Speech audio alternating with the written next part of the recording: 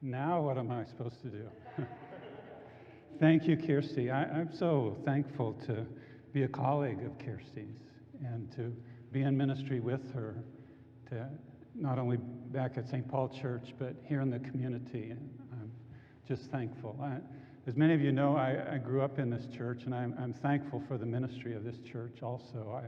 Throughout my life, I have felt the prayers of support and coming from First Church. So thank you for your ministry. Kirsty, thank you for your leadership in this faith community and in the Lincoln community and in the Great Plains Annual Conference. And for your friendship, that's most important of all. Thank you. Thank you. Well, Kirsty asked me to preach on All Shall Be Well. So I want to start with a hymn that's a favorite of many. It is well with my soul. You're familiar with it? When peace like a river attendeth my way, when sorrows like sea billows roll, whatever my lot, thou hast taught me to say, it is well with my soul. It is well. And then there's the chorus. You know the chorus. It is well. And the words were written by Horatio Spafford. Now, if that song or that hymn had been written by somebody who, everything had gone well in their life, I'm not sure I would like it so much. But to know a little bit about Horatio Spafford, he lived in the 1800s, so this is an old hymn written in 1873.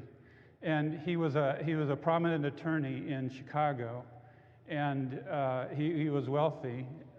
He had a lot of investments in real estate in Chicago. And you remember the Great Chicago Fire? Mrs. O'Leary's cow started it, I guess. And all of his real estate holdings, which is where most of his money was, were burned up in that fire. Now, he happened to be a strong Presbyterian and a good friend of Dwight Moody, who was a well-known evangelist back then. And an evangelical tour in Europe. And so he invited Horatio Spafford and his family to come and join him there, sort of get away from all the bad stuff that had been happening. Horatio Spafford agreed, but he had to stay back and take care of a little more business. And so he sent his wife and his 4 daughters on ahead. And while they were crossing the Atlantic, there was an accident, and the ship went down. And all 4 of his daughters were killed in that accident. His wife survived. She made it over to Europe, and she telegram saved alone, and told him about the death of the daughters. They were ages 12, 7, 4, and 1.5.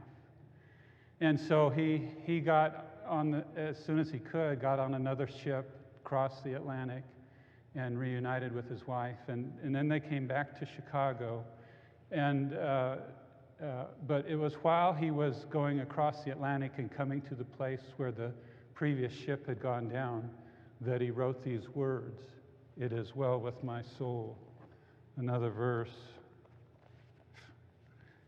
the last verse, "And Lord, haste the day when my faith shall be sight, the clouds be rolled back as a scroll, the trump shall resound and the Lord shall descend, even so it is well with my soul."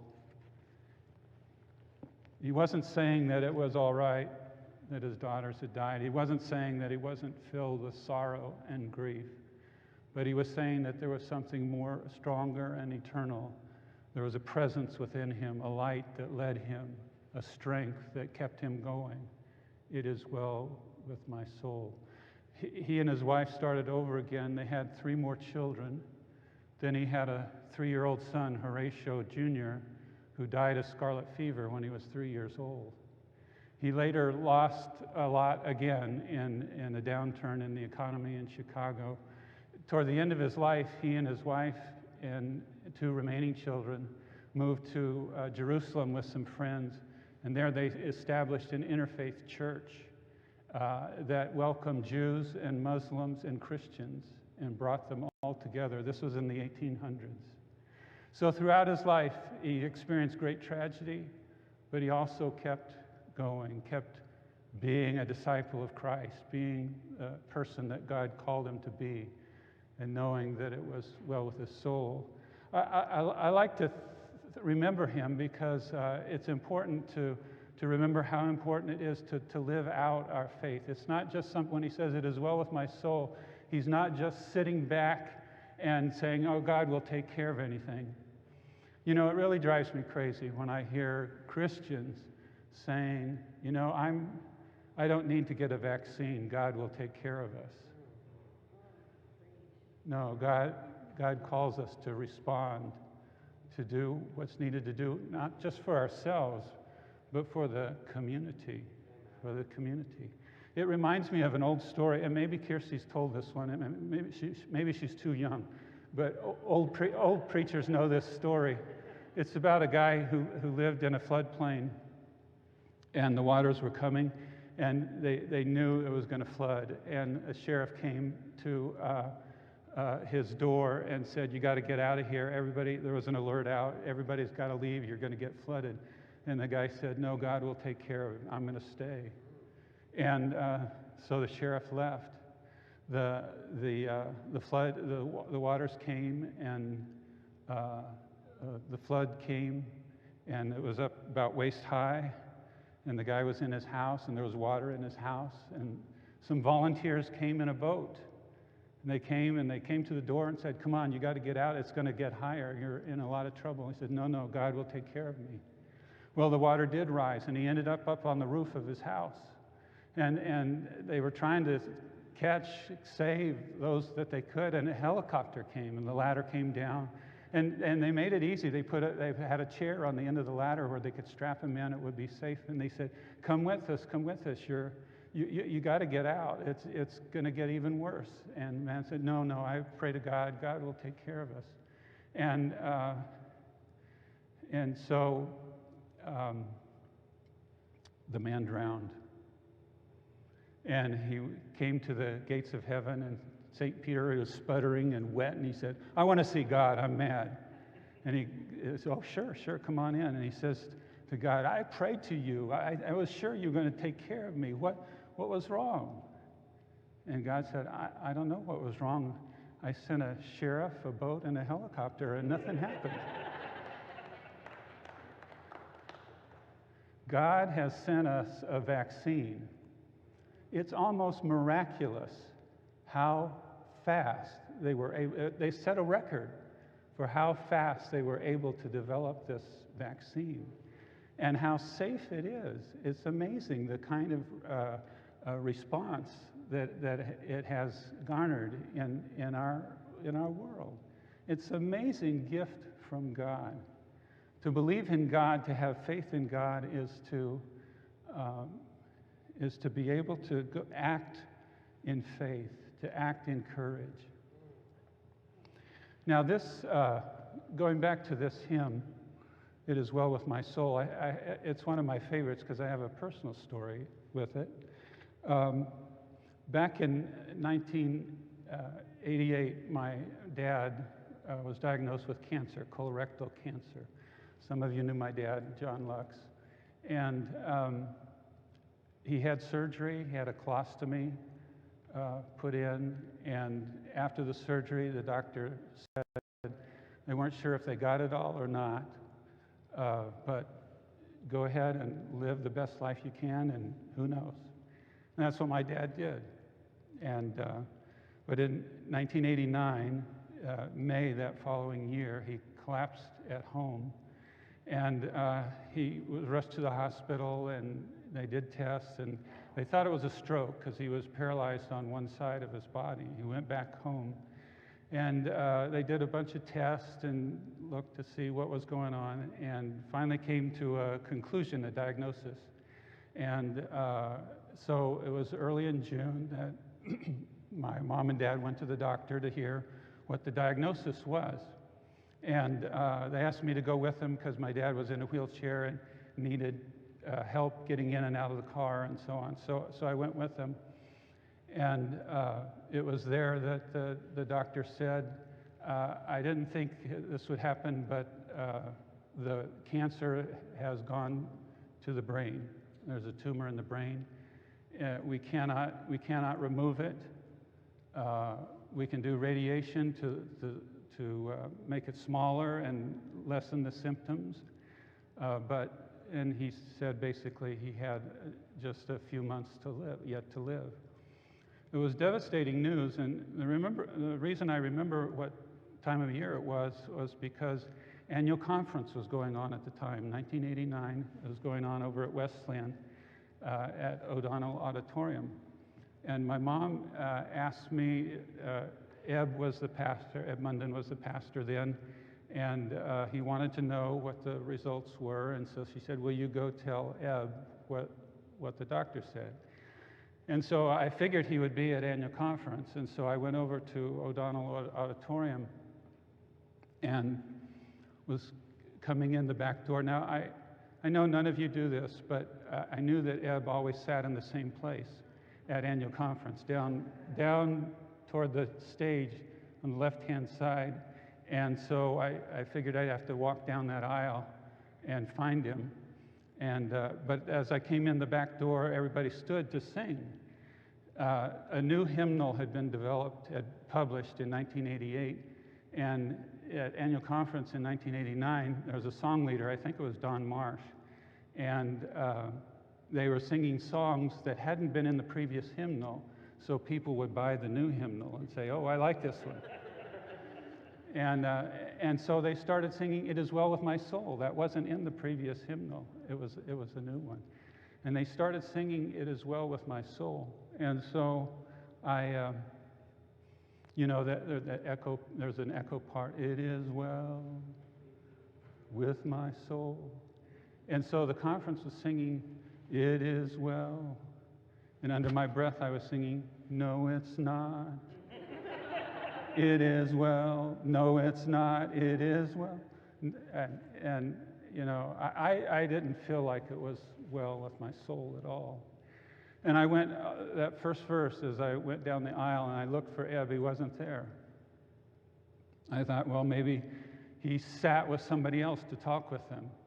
And so I'll look through the rest. So I walked back, the aisles are pretty long there. So I walked back up that aisle, didn't see him at all, went over to the other side, walked down that aisle, back up. They had time, the conference had time to sing all 4 verses of It Is Well With My Soul. And I kept singing back, It is well, no, it's not, no, it's not. It ended up that Eb was back over here. He had been called over for an emergency, and I was able to reach him. But I realized from that experience that sometimes, I realized that what the church was singing was right, and I was wrong. I felt for the moment like, no, it's not well with my soul. But later on, I realized it was well with my soul. It was well with my dad's soul. It was well with my mom's soul. It was well. It doesn't mean, I prayed long and hard for my dad to survive. He did end up dying 4 months later after that diagnosis. And I prayed long and hard that he would survive, and I still wish that we would have all had him a lot longer than we did. But the church was right. And that's one of the important things about the church is the church will often sing the songs that we can't sing for ourselves. The church will often say the words that we can't say for ourselves. The church will often have the courage or the hope or the strength that we don't have for ourselves at the moment. And so it's so important for us to be church, to come together and let the church sing us into hope, sing us into courage, speak to us for strength. This world of ours, some people a lot of times say, well, this is God's will, something bad that happened. That drives me crazy too. Some people think that everything that happens is God's will. No, it isn't. That's what sin is all about. Sin is about people doing things that God doesn't want, or people not doing things that God wants them to do. There's a lot of things that happen in this world that God doesn't want to happen. So what does God do? God calls us, as the passage in Romans said, calls us to work together for good in all things. God is working with us. The way God works with us is to give us strength, to give us courage, to call us, to invite us, to give us the whatever it is deep within us to go and do what's going to be helpful and hopeful and good for life as we pray for God's kingdom to come on earth as it is in heaven. It is, and God sends us people. God sends us medicine. God sends us the right people at the right time. God is working with us for good. And so there's this person that I remember, Alicia? Julian of Norwich, lived in the 1300s and 1400s.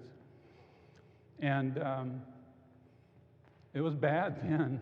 They had the Black Death in the 1300s. I don't know if any of you remember that, but for 2 years, the Black Death ravaged England, and half of the people of Norwich died. They would have died for a vaccine. I mean, vaccines have helped so many with so many diseases, but half of them died. And one who almost died was Julian of Norwich. She was a nun. She lived in a nunnery. She had a cell that had a window into the church at St. Julian's, and a window that looked out on the world. And the world was a mess, and the church was a mess. But she had these visions. She almost died, and in this time, she had these powerful visions, and she wrote long, there's a big, long book of all of her visions that she wrote. But one of them that stood out, and she said, this is really what Jesus was speaking to me. He said this. He said, all shall be well. All shall be well. All manner of things shall be well. All shall be well. There's a pastor by the name of Howard Hanger, who's a pastor of an interfaith church in Asheville, North Carolina. And he wrote a little chorus for these words. And Alicia, why don't you, she's going to play through it, sing it once, and then I'm going to invite you to second time around to sing it. It's simple. All shall be well. All shall be well. All manner of things shall be well. All shall be well. Let's try it. All shall be well. All shall be well. All manner of things shall be well. All shall be well. Julian of Norwich, I love the picture that she paints. She says she saw Jesus speak tenderly to her when all these terrible things were going on. All shall be well. We are the people of faith in the resurrection. We are the people of faith in the resurrection of Christ and the resurrection that lifts all of us up. We are the people that believe that love conquers all, that we are called to love and to care. And maybe it's just something as simple as what's happening today. Imagine getting up in the morning and going to the mirror, looking all bleary-eyed at yourself and thinking about all facing that day. And you might think, well, what? You could sing this, looking in the mirror.